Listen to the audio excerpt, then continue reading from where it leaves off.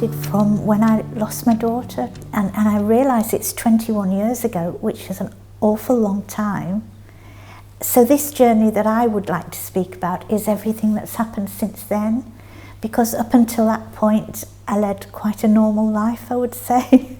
I was a fashion designer, but when something traumatic happens in your life, you have to take stock and decide if you're going to survive, how you're going to survive, and it just makes you rethink what you want to do. Rachel was 27 and she had cancer, and she had decided that if she was going to live, she was going to get involved with the Children's Hospice in Manchester, which was Francis House.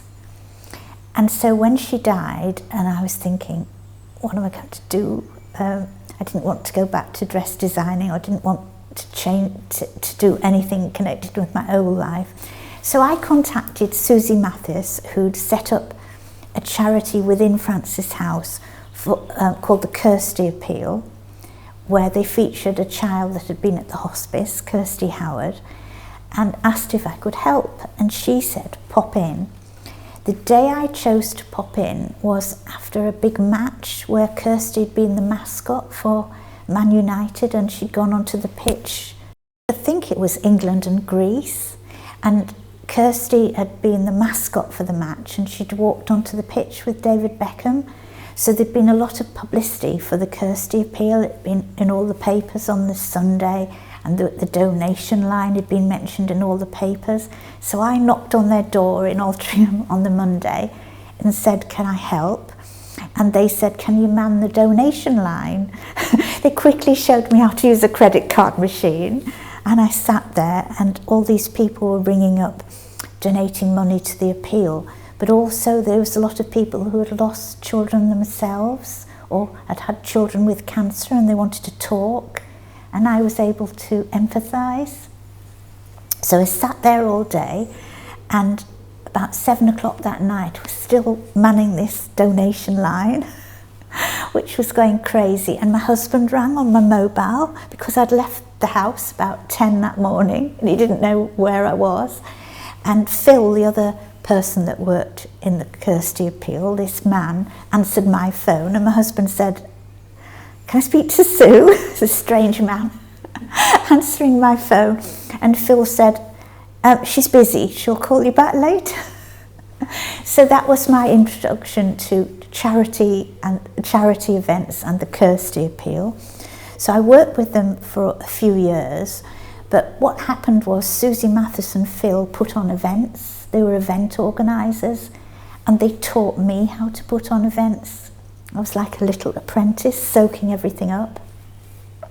And after working there, I did a big event in memory of my daughter, which raised a lot of money for the appeal. And on the strength of that, my brother-in-law, who happened to be opening a hotel in Yorkshire, asked me to come and work for him.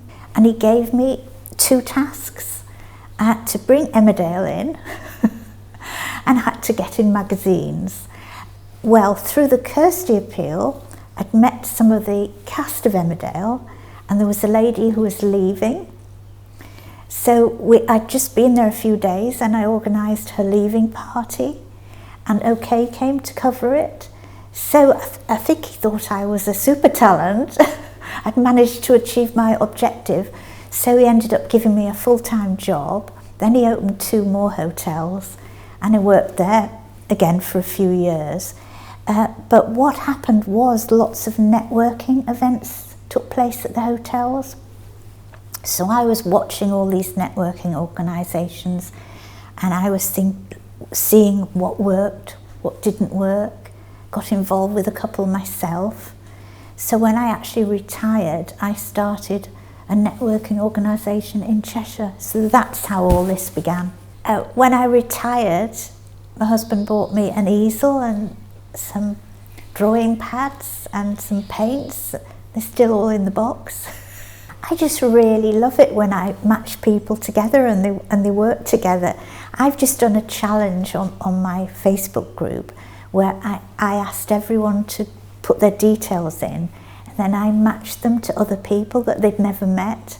And And I just loved it because people were arranging to meet and sending in the photographs. There was one lady that lived in Anglesey, and I matched her with someone that she'd never met that lived in Rhyl or Colwyn Bay, and I paid for them to go and meet in Llandudno and have cake and tea.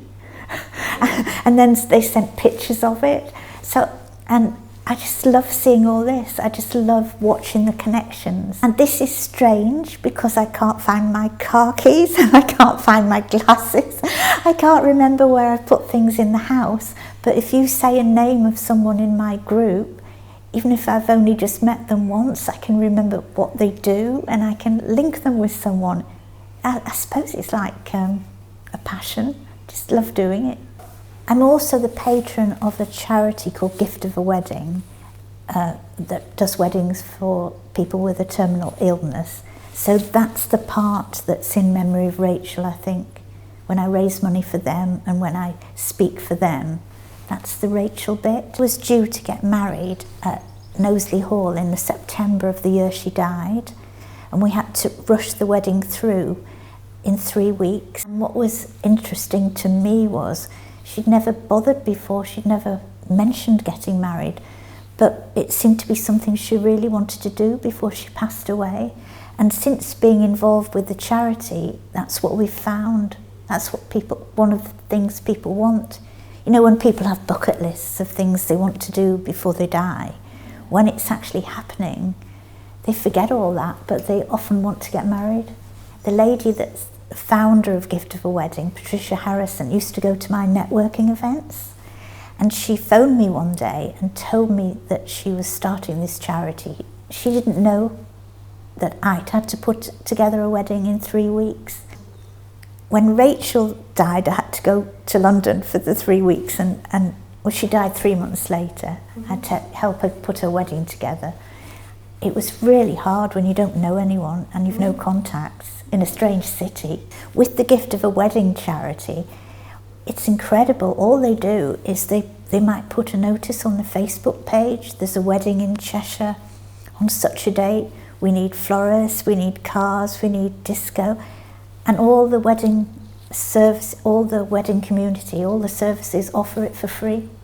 It's absolutely unbelievable. How I came to be patron was Patricia came to see me to tell me all about the charity, and she asked if I knew anyone famous who might be patron.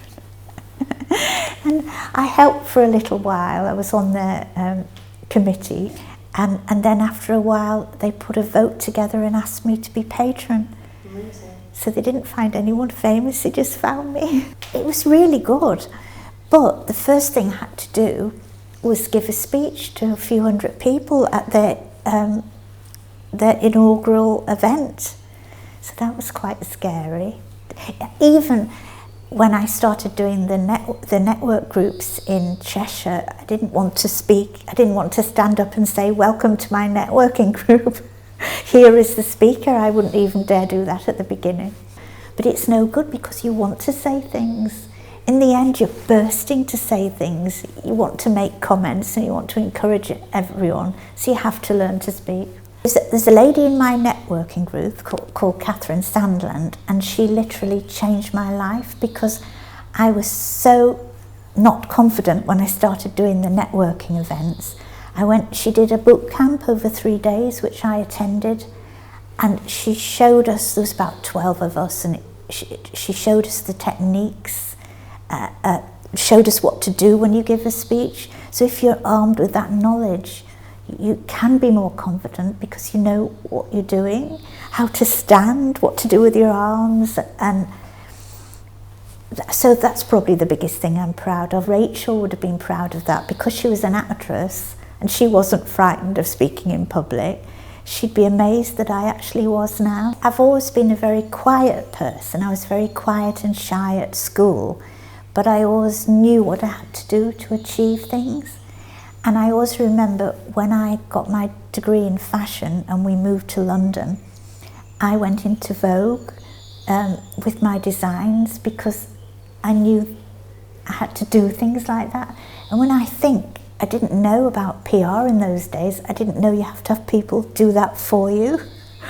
But I marched into Vogue and showed them my work, and the lady that was the editor at the time passed me on to one of her friends that had started a magazine called Flair, and she said she would feature my designs if I found a shop to sell them. So I was able to go into Fortnum and Mason's and say, these designs are appearing in this new magazine. If I have a stockist, would you stock them? And they said yes. So I think all the way through, although I've been quiet, I've known what I had to do. I know some people hate networking, just hate the idea of it. To go in a room with loads of people that they don't know and start trying to promote their business, and they hate the thought of business cards and delegate lists, and I know all the things that people dislike about networking, so I try to eliminate all that. Some people are really scared of it, so I try and help the people that want help. So I'm definitely like the mother hen. Because I'm 73 and all the other people are working age, aren't they? I'm at retirement age, so everyone that comes to my events is loads younger than me. 20 years younger, 30 years younger. Sometimes I can spot them. I can often see the ones that are going to go far, and they do. I'm like a proud mother.